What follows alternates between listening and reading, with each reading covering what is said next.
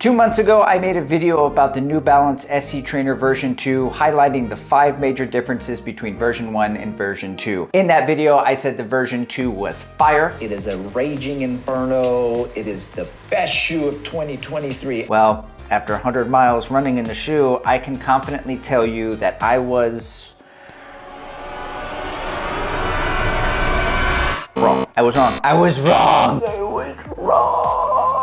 I was wrong in like 5 different ways, and we're gonna go over those 5 things because YouTube likes an arbitrary amount of things on a list. So here are the 5 ways I was wrong about the shoe. Wrongliness number 1. This is not a runner-up for shoe of the year. It is not fire. It is warm, to be fair. It's cozy, maybe like a sauna or some fresh toast.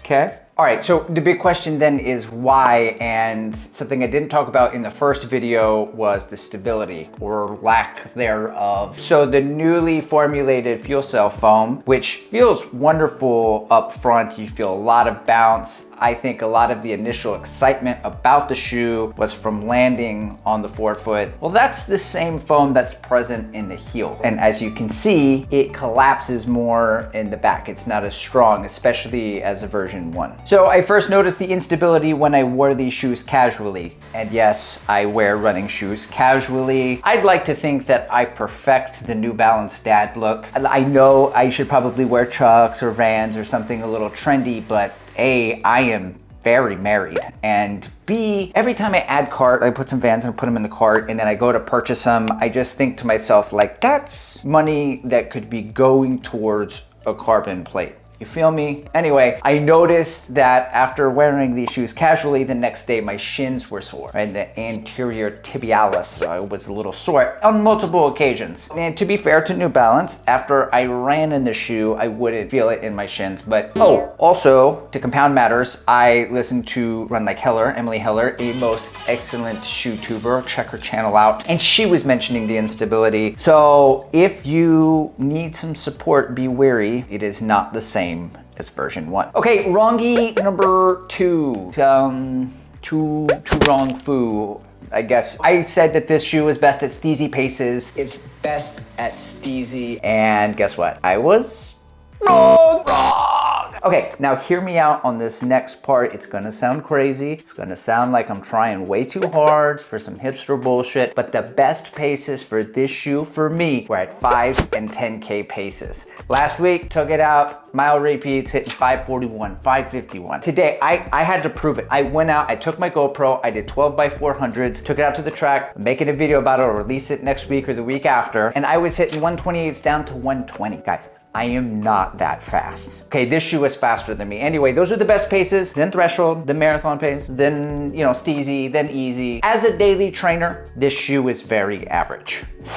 Ouch. Okay, correction. Maybe I would say that as a daily trainer, it's very average, okay? And I'm gonna use average in quotes because the competitive market there's a lot of great offerings out there. Deviate Nitro 2, the Kinvara Pro, the Mach X. These shoes these days make the Pegasus lineup feel like a daily trainer you could just buy at Academy. You can literally buy the Pegasus Fordy at Academy right now. Stay out of this. You are not in this video. I was wrong, number 3. I compared the SC Trainer version 1 with the SC Trainer version 2, and I shouldn't have because they are completely different shoes. Now, in that video, I was just mainly highlighting the 5 major differences between the 2 shoes, but then I did go into a comparison, and I was wrong. So for my 100-mile review of the SC Trainer version 2, I did consider making one of those if I could only buy one videos that I sometimes make on this channel, comparing the SC Trainer version 1 with the version 2. However, because the use cases are so different,